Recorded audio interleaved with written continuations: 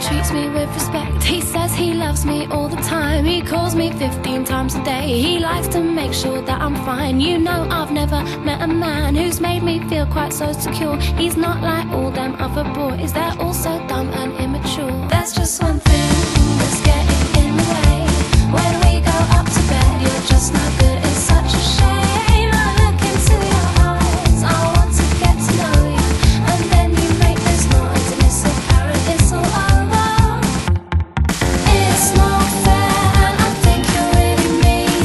I think you're really mean.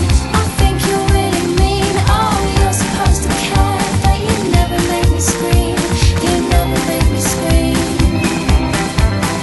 Oh, it's not fair and it's really not okay. It's really not okay. It's really not okay. Oh, you're supposed to care, but all you do is take. Yeah, all you do is take. Oh, I lie here in the wet patch in the middle of the bed. I'm feeling pretty damn hard done by. I spent ages giving head, then I remember